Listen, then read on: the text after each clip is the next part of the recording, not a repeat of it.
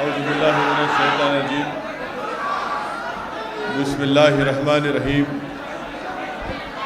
السلام علیکم ورحمۃ اللہ وبرکاتہ۔ آج کے اس سنویدھان بچاؤ جلسے کے صدر جناب امیش کمار سورلیکر صاحب اور راشٹریہ بھاوک ایکتا متو بدرکتوا ویدیکا کے صدر جناب وحید صاحب، ابھی کالے صاحب، وائس پریزیڈنٹ راج کمار صاحب ملا بھارتی اور پرنسپل سیکرٹری سندیپ کانٹے صاحب، مجلس کے صدر محترم جناب منصور قادری صاحب، بیدر کے مجلس اتحاد المسلمین کے مبصر جناب محمد غوث صاحب، سابقہ رکن بلدیہ جناب مظفر صاحب، رکن بلدیہ greater Hyderabad municipal corporation, Bidar کے میرے تمام مجلسی رفقا اور کرناٹکا کے مجلس اتحاد المسلمین کے صدر محترم جناب عثمان غنی صاحب، میرے عزیز دوستوں اور بزرگوں، ہماری یہ خواہش تھی کہ یہ جلسہ ایک کھلے میدان میں کیا جا سکے، مگر کسی ناگوانی وجوہات کی بنا پر آج اس جلسے کو اس میرج ہال میں شادی خانے میں کرنا پڑ رہا ہے۔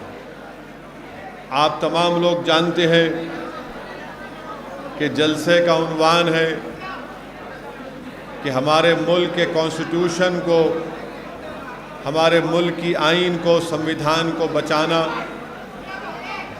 اور اسی سے ہی ہم اپنے ملک کو مضبوط بھی کر سکیں گے اور ملک کو بچا بھی سکیں گے۔ آج 26 جنوری ہے اور ہم ہمارے ملک کا ریپبلک ڈے منائے ہیں۔ یہ ہمارے وطن عزیز کا 71واں یوم جمہوریہ ہے،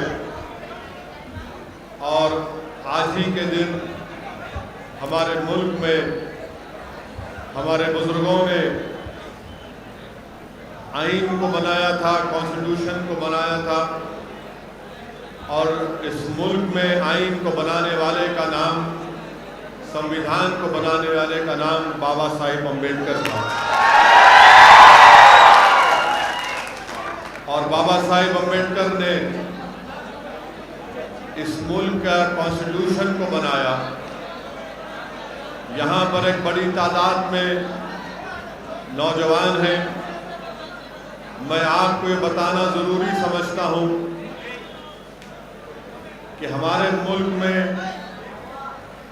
جب آئین، کانسٹیٹیوشن، سنویدھان نہیں بنا تھا، اس وقت اس ملک میں انسان کی کوئی عزت نہیں تھی، اور خاص طور سے چاہے وہ دلت ہو، آدیواسی ہو، یا مسلمان ہو، یا ہمارے OBC طبقے کے ہمارے بھائی اور بہن ہو، اس ملک میں آئین کو لاگو ہونے سے پہلے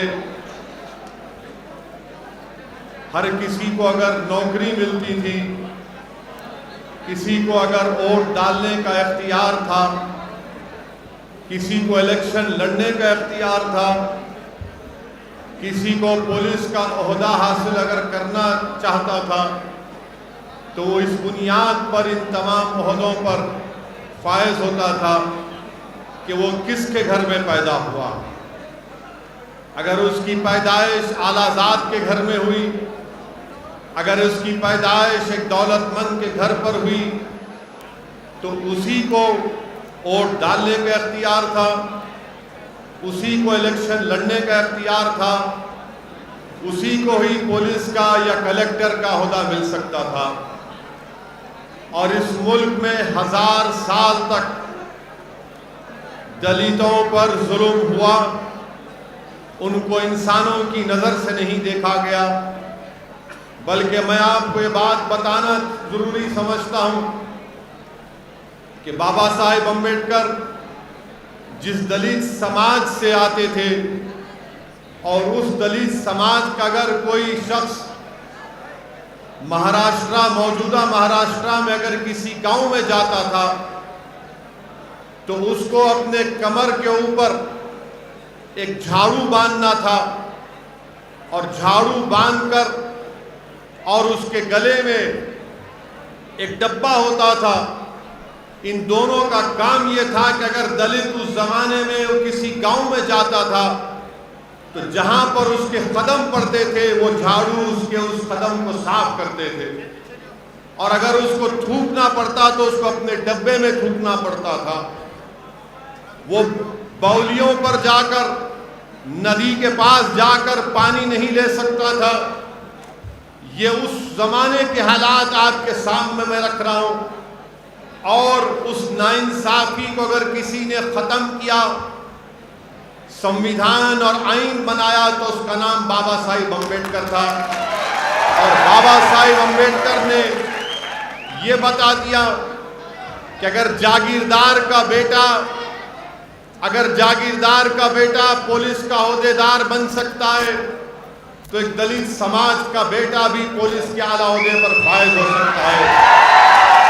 بابا صاحب امبیڈکر نے یہ بتا دیا سمویدھان کو دیکھ کر کہ اب سب انسان ہیں، کوئی بڑا چھوٹا نہیں ہے، سب برابر ہیں، اور یہ ایک بہت بڑا کارنامہ بابا صاحب امبیڈکر کا رہا۔ میرے عزیز دوستوں اور بزرگوں، آج ہم یوم جمہوریہ ریپبلک ڈے منائے ہیں۔ آج ہی کے دن ہمارے بزرگوں نے اس ملک پر، ہم نے اپنے آپ کو ایک کانسٹیٹیوشن دیا، اور بابا صاحب امبیڈکر نے اس کانسٹیٹیوشن میں ہم تمام کو یہ ضمیر کی آزادی کی اجازت دی۔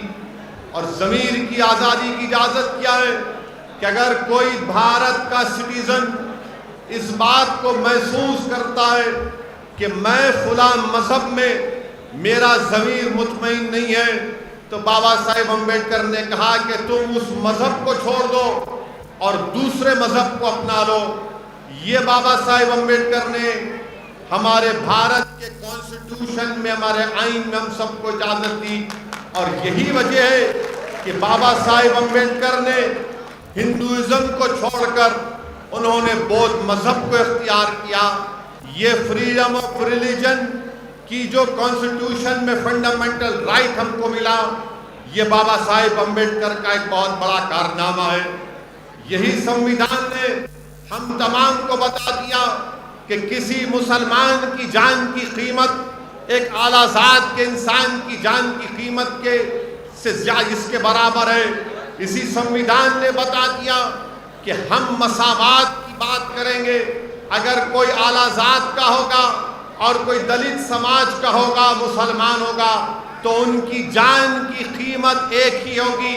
ان کو رائٹ ٹو لائف دیا گیا، رائٹ ٹو ایکوالٹی دیا گیا۔ میرے عزیز دوستوں اور بزرگوں، تبھی جا کر ہم نے سمویدھان کو اپنے ملک میں اپنایا۔ مگر بابا صاحب امبیڈکر نے سمویدھان تو ہم کو دیا، مگر بابا صاحب امبیڈکر نے ہم تمام کو ایک پیغام دیا۔ بابا صاحب امبیڈکر نے کہا کہ سمویدھان کو جو میں تم کو دے رہا ہوں، اس میں یقیناً سیاسی زندگی میں ایکوالٹی پیدا ہو جائے گی، مساوات پیدا ہو جائے گا، مگر سماجی زندگی میں انصاف کبھی نہیں پیدا ہوگا۔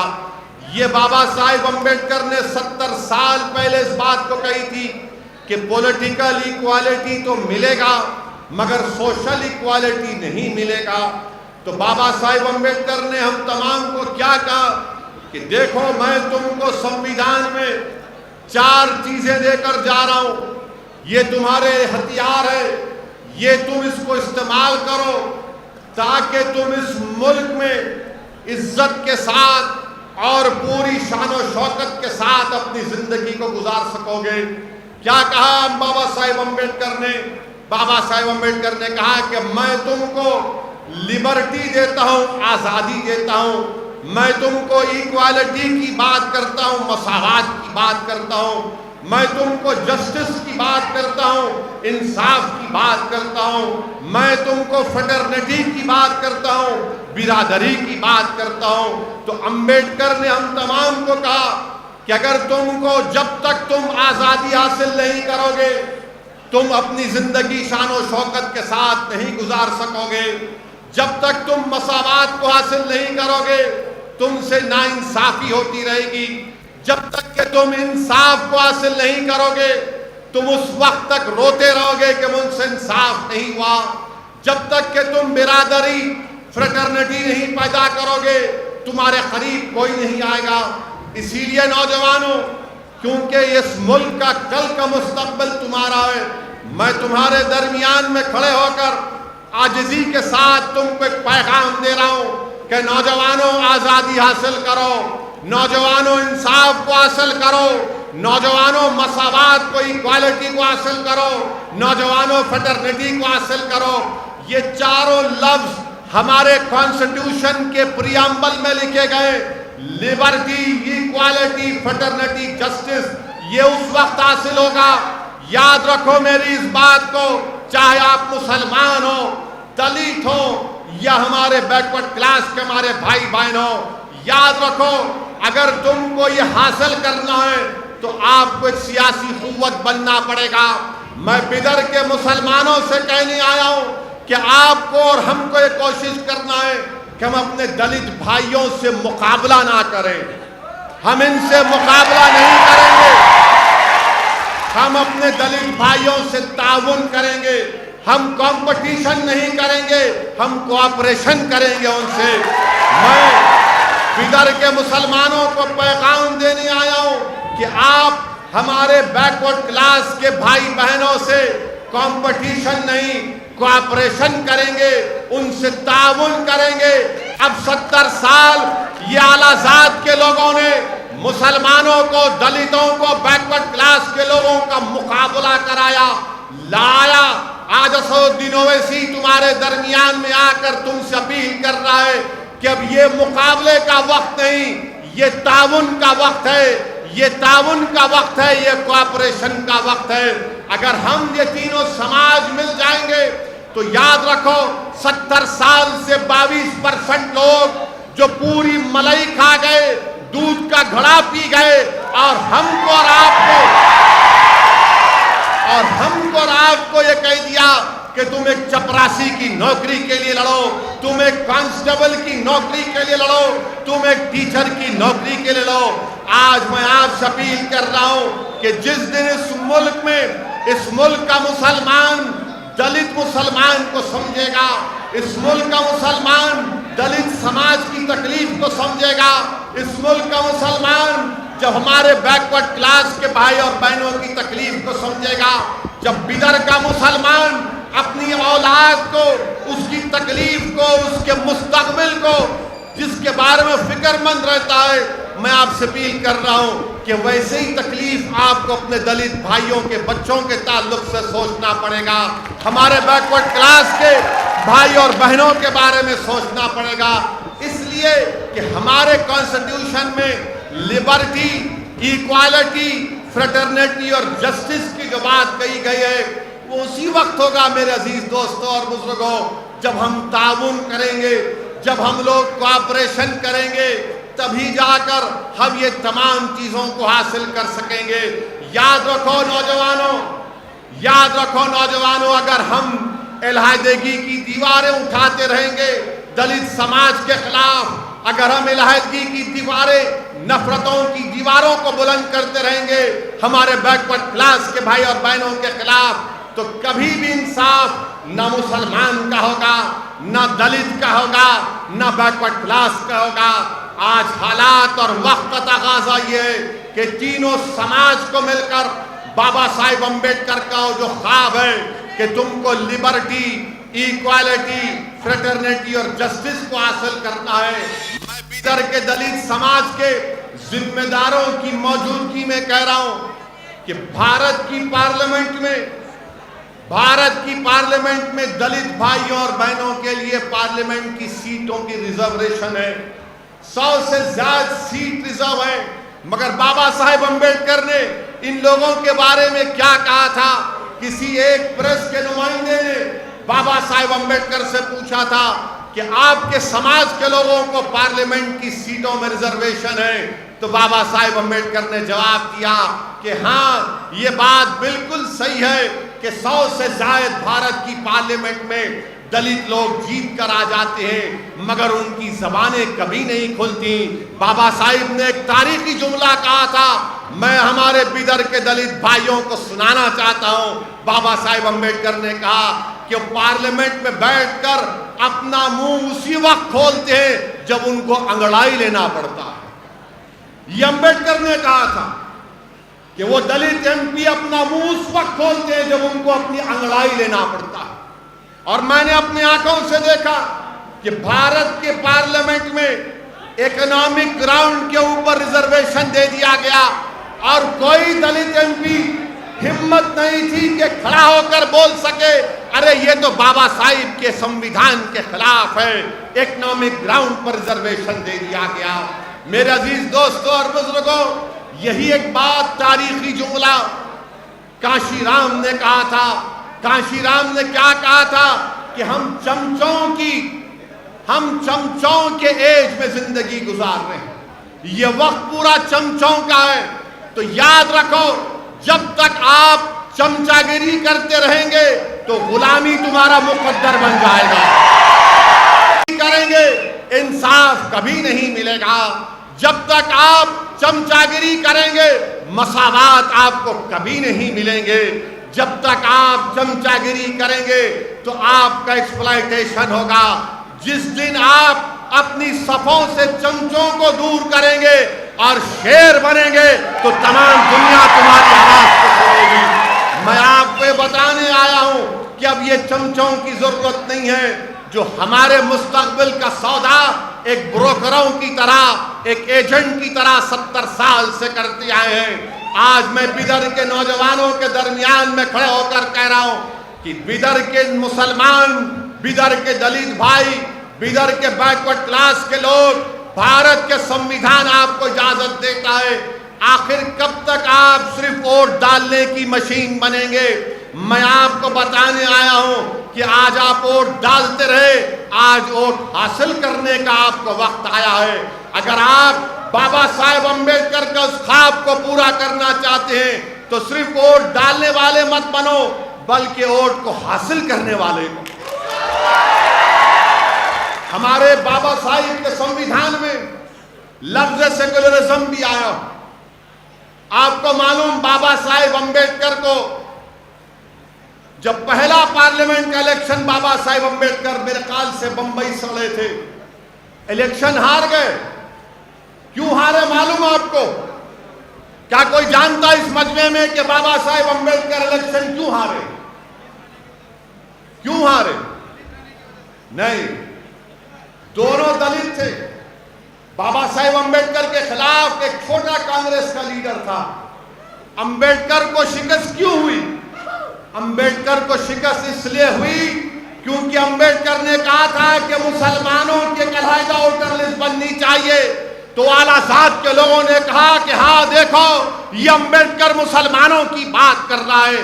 امبیڈکر نے کشمیر کے بارے میں کہا تھا تو فرقہ پرست لوگوں نے کہا کہ نہیں یہ امبیڈکر خطرناک ہے، اس کو ہرانا ضروری ہے۔ انہی دو چیزوں پر امبیڈکر کو ہرا دیا گیا تھا بابا صاحب۔ تو فرقہ پرستی اسد الدین اویسی کی وجہ سے نہیں ہے۔ لوگ آ کر بولتے ہیں، لوگ مجھ سے کہتے ہیں کہ آپ جہاں پر جاتے ہیں وہاں پر بی جے پی کو فائدہ ہوتا ہے۔ میں آج تاریخ میں جا کر اپنی بات کو چیلنج کے ساتھ رکھ رہا ہوں، بتاؤ کیا میں نے جو بیان کیا وہ سچ نہیں ہے کہ امبیڈکر کو ہار اس لیے ہوئی تھی کیونکہ کانگریس نے کہا یہ بابا صاحب تو مسلمانوں کی ووٹر لسٹ کی بات کر رہا ہے، یہ کشمیر کی بات کر رہا ہے، اس کو ہرا دو۔ माहौल ऐसा बनाया गया कि बाबा साहेब अम्बेडकर इलेक्शन हार गए। तो फिरका परस्ती 1952 से है। याद रखो, ये जो लोग आकर आज मेरा जलसा हो गया, मैं तो कोई सियासी बात नहीं करूंगा अभी। इंशाअल्लाह ताला आने वाले दिनों में यहां पर बल्दिया का इलेक्शन होगा, तो उस वक्त एंड 3 टाइम पॉलिटिकल स्पीच दूंगा इंशाअल्लाह। अब क्योंकि हमको संविधान के ऊपर, कॉन्स्टिट्यूशन के ऊपर बोलना है, उसी पर बोलना चाहूंगा। तो आज मैं आपसे ये भी बताने आया मेरे अजीज दोस्तों और बुजुर्गों कि हमारा ये कॉन्स्टिट्यूशन तो हमारे सामने है, मगर ये कॉन्स्टिट्यूशन हमसे क्या मुतालिबा करता है? क्या भारत के संविधान हिंदुओं का संविधान है? क्या भारत का संविधान मुसलमानों का संविधान है? क्या भारत का संविधान सिखों का, ईसाइयों का, बौद्ध मजहब का संविधान है? नहीं है। ये संविधान पूरे भारत के शहरियों का, इंडियंस का है। ये भारत के तमाम रहने वालों का है। अंबेडकर ने क्या कहा था? ये मुल्क किसी एक मजहब को नहीं मानेगा, ये मुल्क पूरे मजहब को मानेगा। जो नहीं मानते खुदा को, ये मुल्क उनको भी इज्जत देगा। ये हमारे संविधान की खुसूसियत है। तो इसीलिए मेरे अजीज दोस्तों और बुजुर्गों, हमारे मुल्क के वजीर आजम क्या कहते हैं कि ये होली किताब है। हमारे मुल्क के वजीर आजम कहते हैं कि constitution is a Holi book.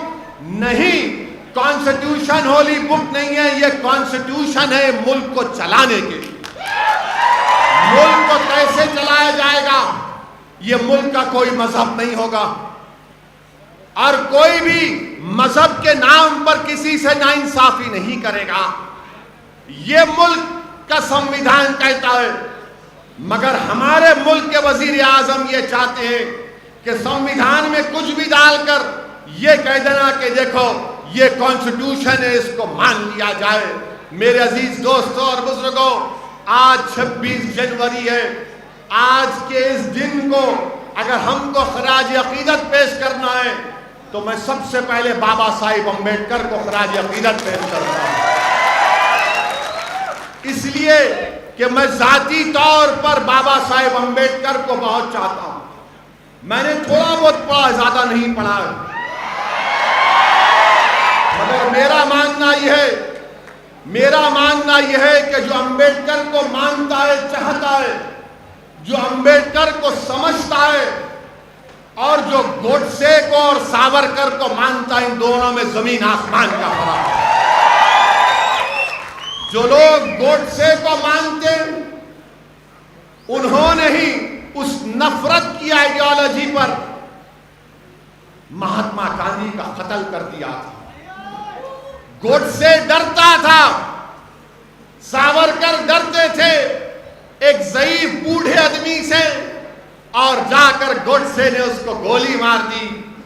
जो गोडसे को मानते हैं वो इख्तिदार और ताकत को हासिल करने के लिए दंगा भी करा सकते, वो किसी को मार भी सकते, वो किसी इबादतगाह को शहीद भी कर सकते।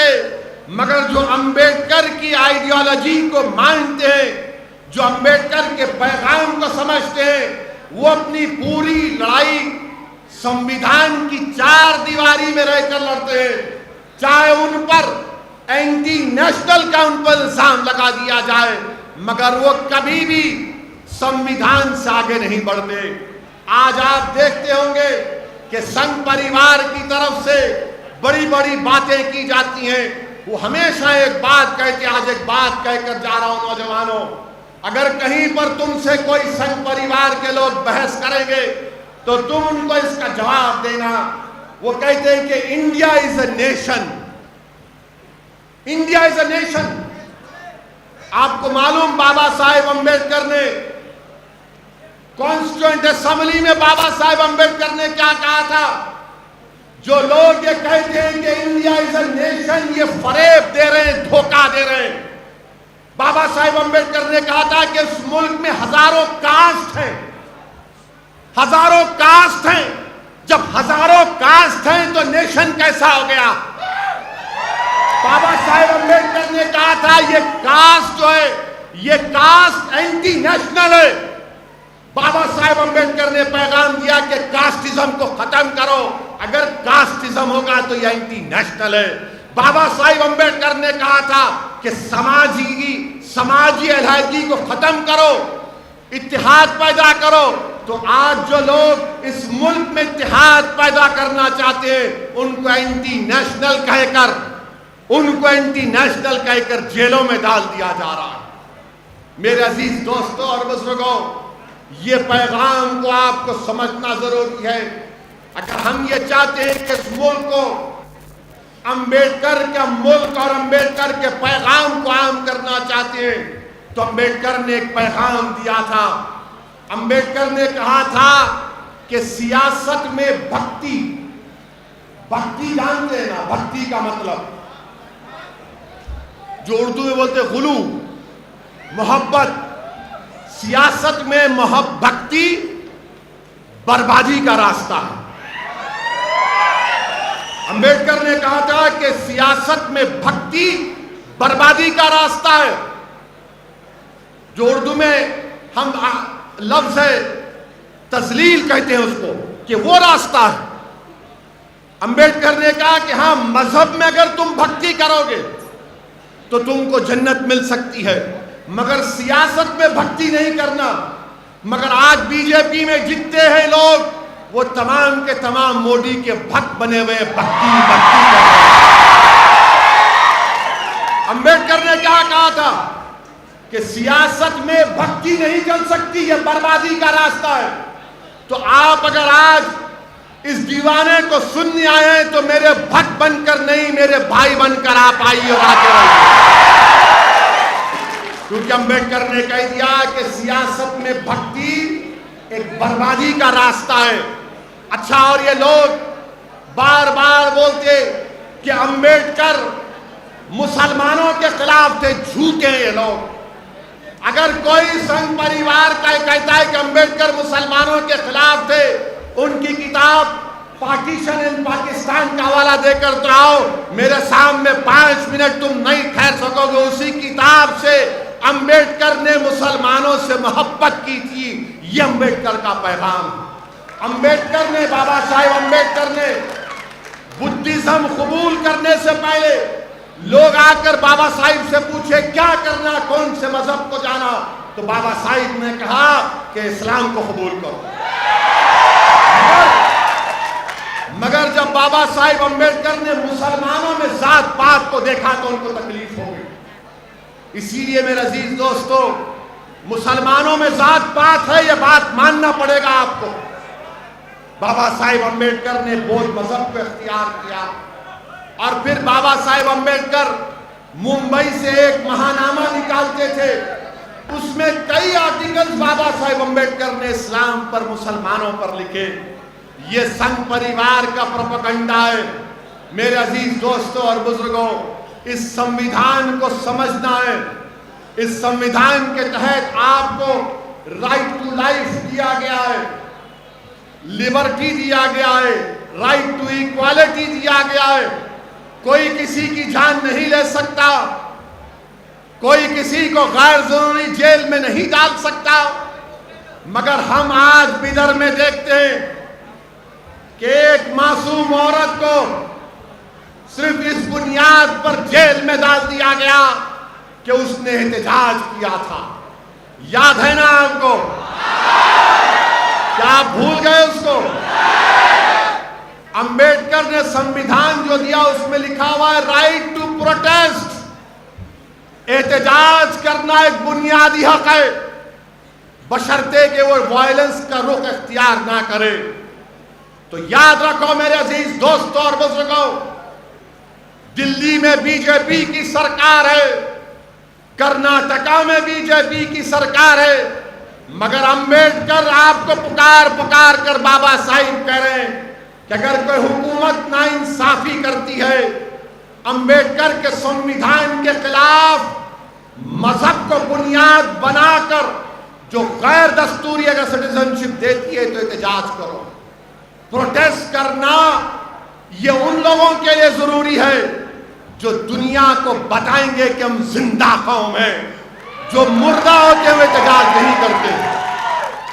میرے عزیز دوستوں اور بزرگوں, اسی لیے ہم کو اپنے سنویدھان کو, اپنے کانسٹیٹیوشن کو پڑھنے کی ضرورت ہے. آج میں بدر کے ہمارے ان بچوں سے اپیل کرنے آیا ہوں جو 14 اور 15 سال کے ہیں کہ میرے بچوں, تم کو وکیل بننا ہے, تم کو لائر بننا ہے, تم کو بیرسٹر بننا ہے, تم کو جج بننا ہے, کیونکہ جب تم قانون کی ڈگری حاصل کرو گے تو تم ہی اس ملک کو بچا پاؤ گے, تم ہی اس ملک کے سنویدھان کو مضبوط کرو گے, تم اس سنویدھان کو زندہ رکھو گے. یہ صرف ایک کتاب نہیں ہے, یاد رکھو, یہ حقوق جو ہم کو اور آپ کو دیے گئے اس کو حاصل کرنے کا ایک طریقہ ہے. کہ آج امبیڈکر, بابا صاحب امبیڈکر کے سوچ دیکھو آپ, آج ہمارے ملک میں یہی حیدرآباد کرناٹکا کے علاقے میں ڈیولپمنٹ نہیں ہو رہا تھا تو آرٹیکل 371 کے تحت ایک ریجنل کونسل کا قیام عمل میں لایا گیا. یہ بھی تو اسی شخص کا دیا ہوا چیز. تو اسی لیے اپنے سنویدھان کو سمجھیے اور اس کی حفاظت کریے. اور ساتھ ہی ساتھ ہم یہ بھی دیکھتے ہیں کہ آج سے چند دن پہلے نیتا جی سبھاش چندر بوس کی سالگرہ منائی گئی بڑے جوش و خروش کے ساتھ. یہ لوگ سنگھ پریوار کے لوگوں کو آپ ایک بات پوچھنا, جو ہر وقت ہندو مسلم کرتے ہیں. نیتا جی سبھاش چندر بوس جب جرمنی گئے تھے تو جرمنی میں نیتا جی سبھاش چندر بوس کا ٹرانسلیٹر کا نام کیا تھا معلوم آپ کو؟ سبھاش چندر بوس کے مترجم کا نام کیا تھا؟ ان کا نام تھا عابد حسن حیدرآباد. نیتا جی کے ٹرانسلیٹر کا نام عابد حسن تھا, جو جرمنی میں انجینئرنگ کی تعلیم حاصل کر رہے تھے. عابد حسن نے کہا کہ میں اپنی تعلیم کو چھوڑتا ہوں, اور نیتا جی سبھاش چندر بوس کے ساتھ آ گئے. اور یہ عابد حسن کون تھے تم کو معلوم نوجوانوں؟ یہی عابد حسن نے نعرہ لگایا تھا. کون سا نعرہ دیا تھا اس ملک کو جو نریندر موڈی کبھی نہیں بولتے؟ عابد حسن نے کہا تھا کہ جے ہند کا نعرہ لگایا تھا. تو نیتا جی سبھاش چندر بوس کو نعرہ بہت پسند آیا. اس دن سے آج تک جے ہند کا نعرہ دیا جاتا ہے. یہ عابد حسن کا دیا ہوا. آپ کو معلوم یہ عابد حسن کون تھے؟ جرمنی سے وہ اور نیتا جی سبھاش چندر بوس سب مرین میں 2 مہینے سب مرین میں یورپ سے ایشیا کو جاتی ہے سب مرین. عابد حسن اپنی ڈائری میں لکھتے ہیں کہ میں جب نیتا جی کے ساتھ تھا تو ہم اس سب مرین میں دھواں اتنا ہوتا تھا کہ کالک ہمارے کپڑوں کو لگ جاتی, کالک ہمارے رضائی پر آ جاتی. یہ عابد حسن نے نیتا جی سبھاش چندر بوس کے ساتھ اس ملک کی آزادی میں ایک اہم رول ادا کیا. مگر یہ سنگھ پریوار کے لوگ عابد حسن کا نام نہیں لیں گے. مگر آپ کو یاد رکھنا ہے, تم کو معلوم نوجوانوں, کوئٹ انڈیا کا نعرہ کس نے لگایا تھا؟ کوئٹ انڈیا کا نعرہ انگریزوں سے کس نے کہا تھا کہ بھارت چھوڑو ہندوستان چھوڑو؟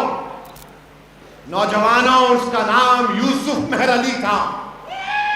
بمبئی کے یوسف مہر علی نعرہ لگایا تھا, کوئٹ انڈیا بھارت چھوڑو انگریزوں انڈیا کو چھوڑو. یہ نعرہ لگانے والے کا نام یوسف مہر علی تھا. نوجوانوں یاد رکھو ان باتوں کو. یہ سنگھ پریوار کے لوگ تاریخ کو توڑ موڑ کر پیش کر رہے ہیں. اور آپ کو ایک اور بات بتانا چاہتا ہوں, کہ جب نیتاجی سبھاش چندر بوس نے انڈین نیشنل آرمی کو بنایا تھا، ان کا کیا گانا تھا، کیا ترانہ تھا ان کا؟ نہیں، ان کا نعرہ یہ تھا، ترانہ یہ تھا کہ قدم قدم بڑھائے جا، خوشی کے گیت گائے جا، یہ زندگی ہے قوم کی، تو قوم پہ لٹائے جا۔ کیا تھا ان کا ترانہ؟ قدم قدم بڑھائے جا، بولو میرے ساتھ، خوشی کے گیت گائے جا، یہ زندگی ہے قوم کی، تو قوم پہ لٹائے جا۔ تو شیر ہند آگے بڑھ، مرنے سے تو کبھی نہ ڈر، اڑا کے دشمنوں کا سر، جوش وطن بڑھائے جا، جوش وطن بڑھائے جا، ہمت تیری بڑھتی رہے، خدا تیری سنتا رہے، جو تیرے سامنے کھڑے ہو تو خاک میں ملائے جا، تو خاک میں ملائے جا، قدم قدم بڑھائے جا، خوشی کے گیت گائے جا، یہ زندگی ہے قوم کی، تو قوم پہ لٹائے جا۔ اب یہاں پر قوم کا مطلب مسلمان نہیں، قوم کا مطلب بھارت ہے، کیونکہ ہمارے میڈیا والے بولیں گے انہوں قوم بول دیں، ان کے پپا کے بارے میں بولے تو ڈر ہوتا ہے۔ قوم کا مطلب ملک۔ اب ایک مصرع نہیں پڑھا، وہ پڑھوں گا ابھی، ایک چھوٹ گیا اس پہ، ڈیلیوریٹلی نہیں پڑھا میں، پڑھوں۔ یہ ان کا کہنا تھا، میرا نہیں ہے، ورنہ کل صبح سے 9 بجے شروع ہو جائیں گا دولہے بھائی کی شادی، ٹی وی پہ بولیں گے ویسی بولا ایسا، میں نہیں بولا، یہ ترانہ تھا نیتاجی سبھاش چندر بوس کا، اس میں کیا تھا؟ اب آپ پڑھیں گے میرے ساتھ، چلو دلی پکار کے، قومی نشان سنبھال کے، لال قلعے پہ گاڑ کے، لہرائے جا لہرائے جا لہرائے جا۔ یہ ترانہ تھا انڈین نیشنل آرمی کا، نیتاجی۔ اور جب یہ فوج کے، نیتاجی کے فوج کے لوگ، یہ جب فوجی پکڑے گئے تھے، انگریزوں نے ان کو گرفتار کیا، تو یہی لال قلعے کے اندر ان پر مقدمہ چلایا گیا۔ پنڈت نہرو بھی ان کے وکیل تھے۔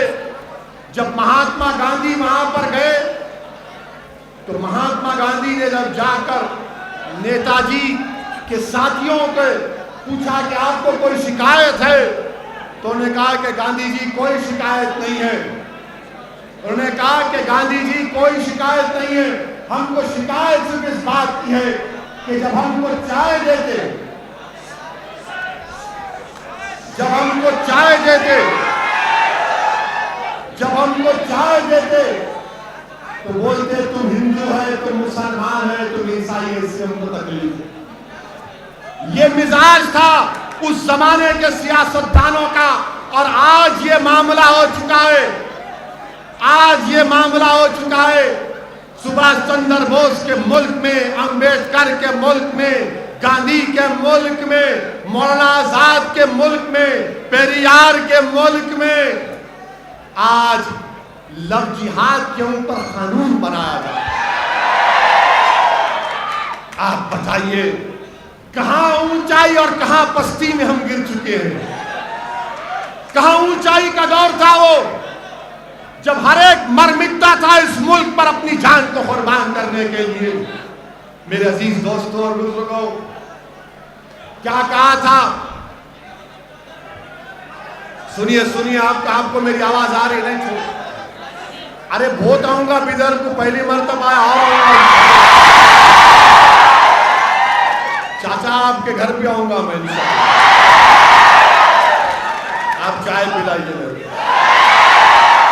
Without Malik and sugar. یہ سنگ پریوار کے لوگوں سے پوچھو، آپ ہمارے ملک کے وزیر اعظم سبھاش چندر بوس کی بڑی تعریف کیے۔ میں پرائم منسٹر سے ایک سوال کرنا چاہتا ہوں، کیا پرائم منسٹر آپ یہ بتائیں گے کہ کیا نیتا جی سبھاش چندر بوس نے اپنی کتاب میں نہیں لکھا کہ اس ملک کا سنہرا دور کون سا تھا؟ اس ملک کا سنہرا دور سبھاش چندر بوس نے لکھا کہ جب مغل اور گپتا حکومت کرتے تھے، یہ اس ملک کا سنہرا دور تھا۔ اب یہ بات نہیں بولیں گے سنگ پریوار کے لوگ۔ اب مجھے معلوم کہ اب نیکسٹ ٹائم بیدر کو آؤں گا تو بولیں گے اب کیا کیا ہمارے راز فاش کر دے رہا ہے۔ میرے عزیز دوستوں اور بزرگوں، اسی لیے میں آپ سے اپیل کر رہا ہوں کہ پڑھو نوجوانوں، تاریخ کو پڑھو، دین کو سمجھو، دین کے تقاضوں کو سمجھو، دین کو سمجھ کر عمل کرو، اس ملک کے قانون کو سمجھو۔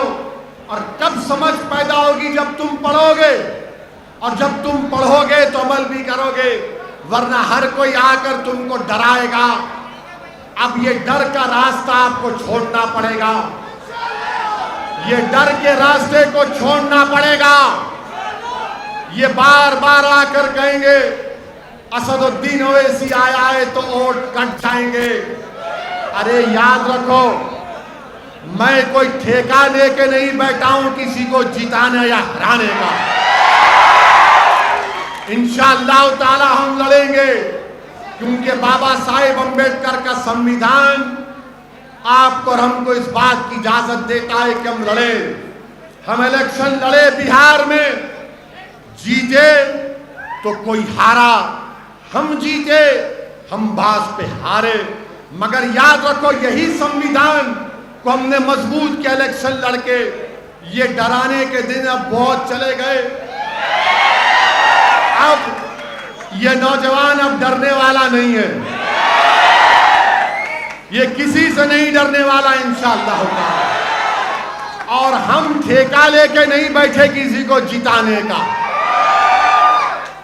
ہم ٹھیکہ لے کے نہیں بیٹھے، ہم اپنے آپ کو جتائیں گے، تم کو لیڈر بنائیں گے، تم کو قائد بنائیں گے، تم کو انشاءاللہ تعالی انصاف دلائیں گے۔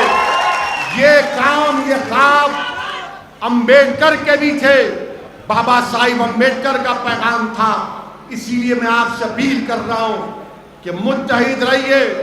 اور آخر میں بات کہے کہ اپنی بات سے رخصت ہو، اپنی تقریر کو ختم کرتا ہوں کہ میں بیدر سے ان لوگوں کو بھی پیغام دینا چاہتا ہوں کہ جو لوگ بابری مسجد جس جگہ پر شہید ہوئی تھی، اس کے عوض میں ان کو 5 ایکڑ زمین ملی، وہاں پر وہ لوگ مسجد بنانے جا رہے ہیں۔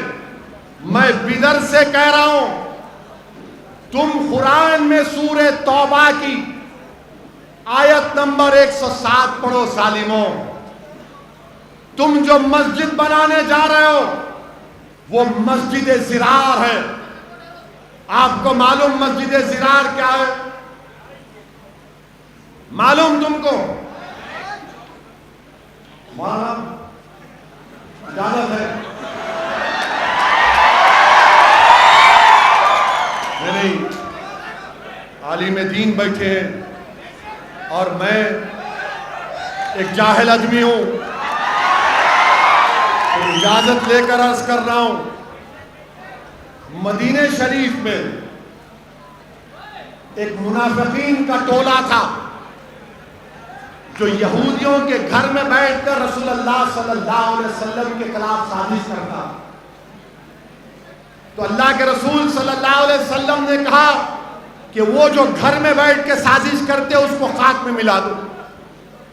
تو اس گھر کو ختم کر دیا گیا۔ تو اس میں ایک ایک اور شخص تھا، اس کا نام یاد نہیں آ رہا مجھے، جو اپنے آپ کو راہب کہتا تھا، بہت بڑا.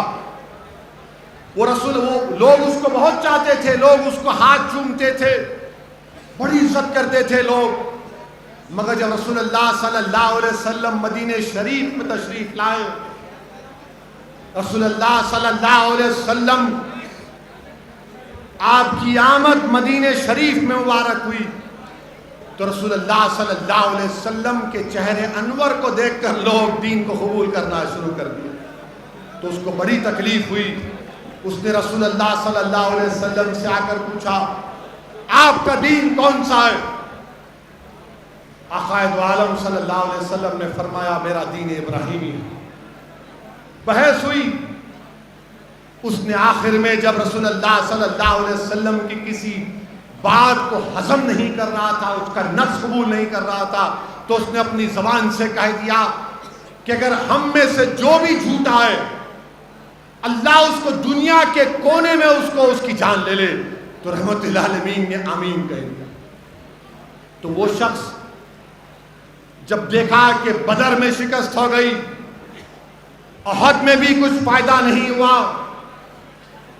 تو وہ گیا روم کے پاس اور وہاں پر جا کر مدینے کے منافقین سے کہا، جس میں عبداللہ ابن ابی بھی تھا، کہ تم لوگ ایک مسجد بناؤ اور مسجد میں بیٹھ کر تم اسلام کے خلاف سازش کرو.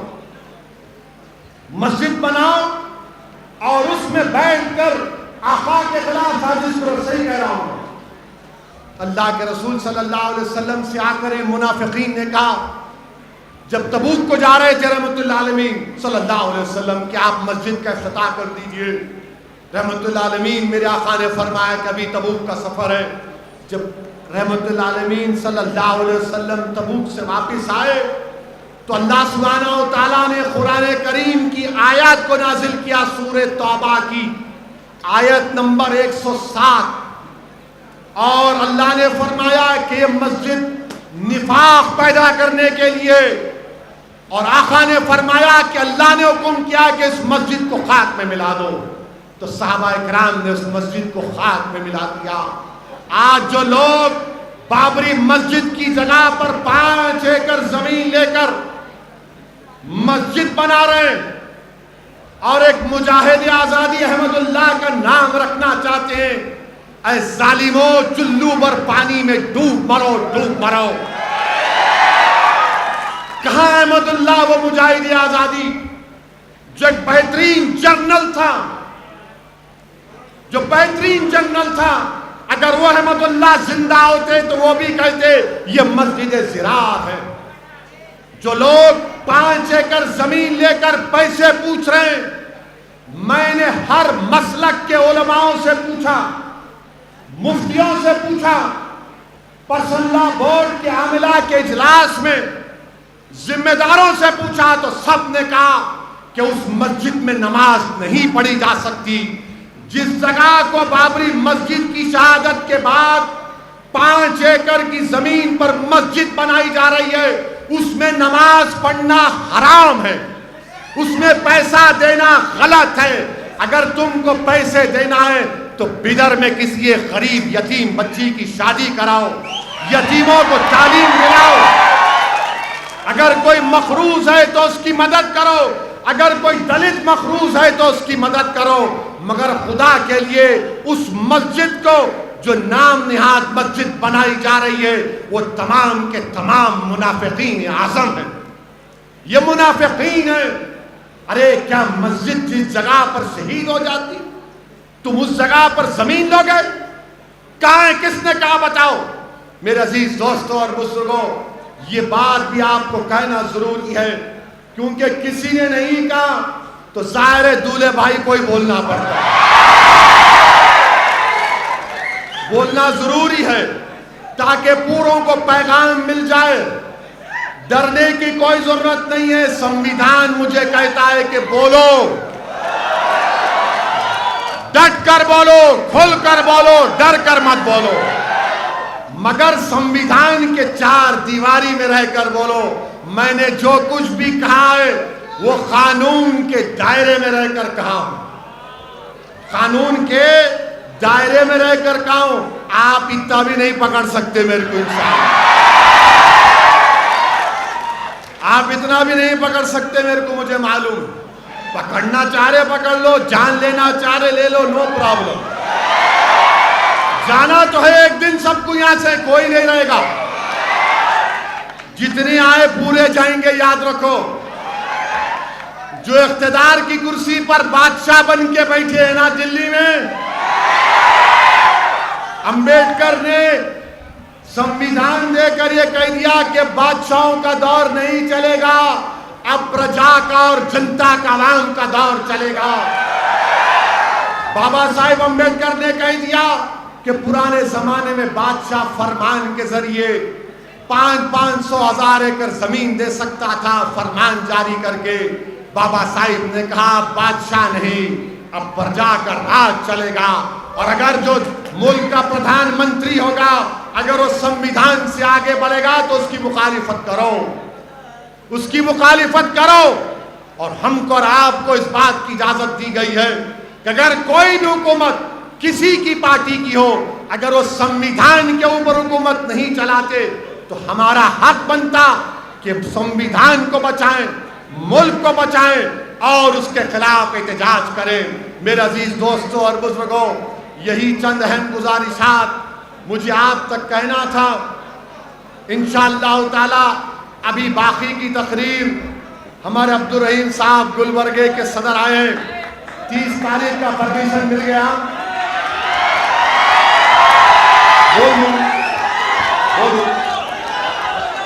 30 जनवरी के दिन गुलबर्गे में इंशाअल्लाह जलसियाम होगा। अगर if you have time please come. आधी बात वहां करेंगे। आज तो खाली संविधान पे बात हुई थी, गुलबर्गे में बंदा नवाज की सरजमीन पर खुलकर बैटिंग होगी इंशाअल्लाह।